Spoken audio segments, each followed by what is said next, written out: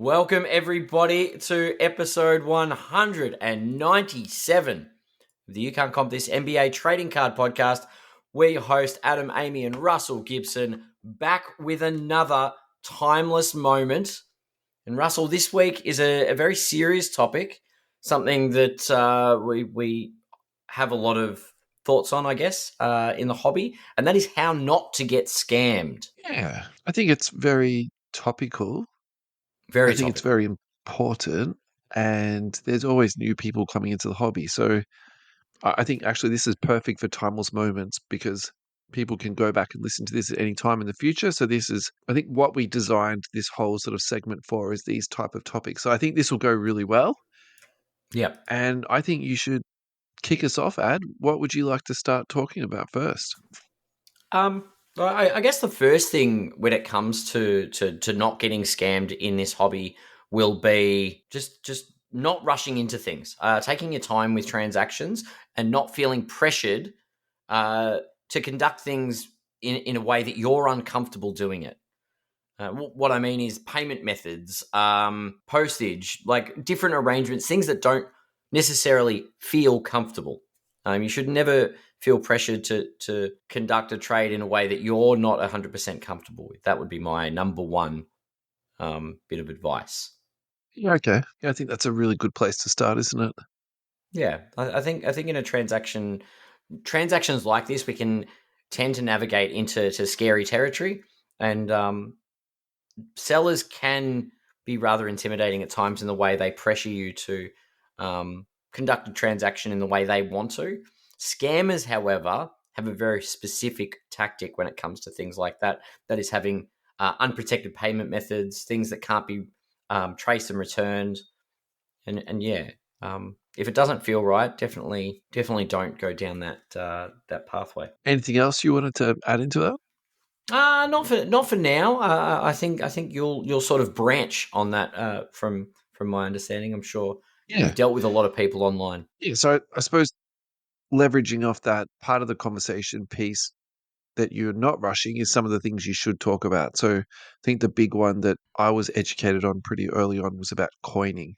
So the whole idea behind coining is that you take a photo of the card and then in the photo background you've got something that can identify yourself and also Yep, identify the current date. So that what that is supposed to indicate is you've got the card on hand and yep, you've also got the hand, you've got the card with you relatively recently, or if not yep. immediately. So Mm, that's the sort of the whole idea of where someone asks for a coin, that's what they do.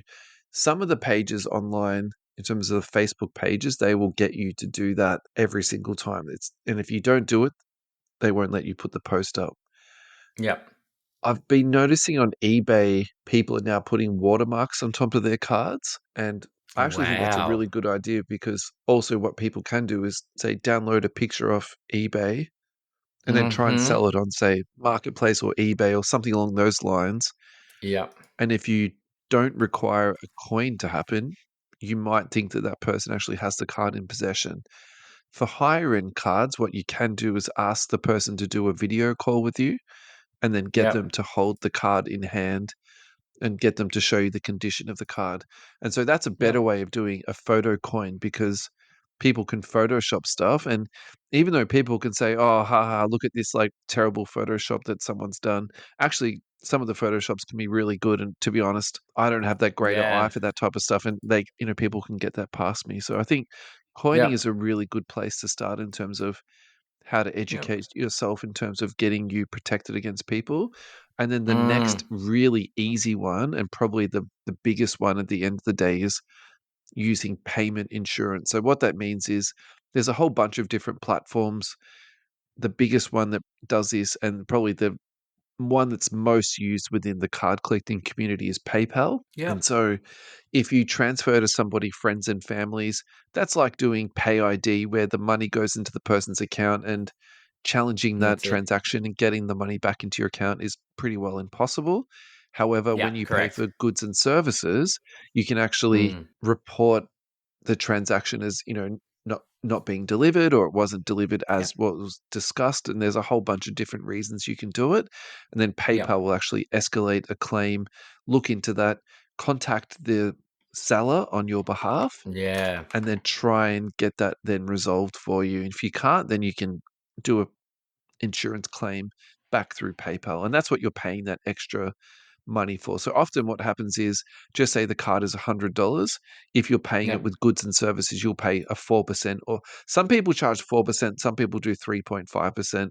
Let's just call it 4%. Then you'll pay $104 for that transaction. And look, I got to be honest with you, I really like paying goods and services. It just gives me so much peace of mind. Yep. And I've spoken about this on a previous podcast where I was actually ripped off. It Yeah. was about $350, something like that. And the seller didn't post out the stuff to me. I don't think he ever had any intention of doing it. I personally think the guy had some money problems, and then eventually I went through the process of getting my funds returned to me. But that was a good, that's not the right way to say it. That was a good experience for me though, in terms of having that payment protection there for you. So I think leveraging on from that, the other one to check too with that is, so just say you're dealing with Tom Smith on Facebook, but then it Mm. says Frederick Gibson as the person who is doing the payment details to. That's a massive red flag in terms of someone putting up a fake profile on Facebook and then getting Yeah. payment details into a different bank account. So that's something else you should be looking out for when you're doing your payments. When it comes to postage, this to me is the really funny one, and this is where when I'm doing deals with people, I'm selling cards to people, and they want Yeah. to scrimp on postage to save a couple of dollars. I never really understand that. It's always up to people how much they want to spend on postage, and that's 100% their prerogative. I never judge people for that. But my sort of opinion on this is that it's $4 for regular post, or it's $8 for registered. If you pay for registered post, you then get tracking so that you know when it's gone into the mail, you know when it's been delivered. You can Yeah. watch it as Exactly. it's traveling along, but it also gives you to $100 of insurance from Australia Post. So most of the cards that you're transacting on are $100 or less. So that gives Yeah. you insurance on your payment, and then gives you insurance on the card being posted out. And so the counter argument to that is, so then you've spent an extra $4 on PayPal insurance, you spend another $4 on postage. That's $8, right? So you're sort of up to, sort of you're paying 10% for insurance. Is that something you want to be doing 10 times, 100 times, 200 times? And people can sort of say, well, you might not be saving on this one particular card, but in the long run, you're actually saving like a lot more money for that. True. So that is True. something you do need to take into consideration. And Yeah, yeah. Look, when you, I think that's a good point. However, I'm gonna play devil's advocate. If yeah, of I if I course. Yeah. win if I win a $2 card in an auction, I'm not going to pay $8 to get it registered. I'm going to chuck four Yeah. bucks on it and go, yep, sure. Right? If I spend $50 on a card, Yeah. you know what? I might pay 65 to make sure that gets to me. Yeah. Yeah. It's obviously a budgetary thing, but I think there's a scale. I think there's a scale. If I spend $5 on a card, and the question becomes, at what point are people really are the scammers really trying to get a quick $5 off you? I've noticed that the behaviors started up at the higher price points. Yeah. 100 Not plus. a I lot. 100% agree with that. Yeah, Yeah. yeah, Yeah, yeah. so That's where I've got people. two triggers. So my first trigger is, do I want the card? If it's Yep, something that I'm chasing really hard, irregardless of if it's $2 card, you know what I mean? Like, I'll go down that avenue. And look, yep, obviously, this I would probably also say demonstrates my perception of the world and also my interpretation of value. But for me, it's $30. It's like, once I get up to yeah, 30 yeah, bucks, I don't really want to like yeah. throw That's away fine $30. I want that $30 card to come back to me. Because also too, actually for $30 you can get a pretty decent card normally. for You sure, know for what I sure. mean? Like, Like, yeah, yeah, completely agree. yeah, Um, Yeah, you're right. You're right, and that's the thing is you want people to feel protected regardless. I think having those options and thinking things through. It depends how much you want the card. Like yeah, before you go and pay fork out money, make sure you're dealing a with a legitimate person, b someone that's got the card in hand. So it's all well and good for the card to look good. Uh, yeah, it's. I mean, there are plenty of times the coining. I think you've touched on coining. Coining is very important.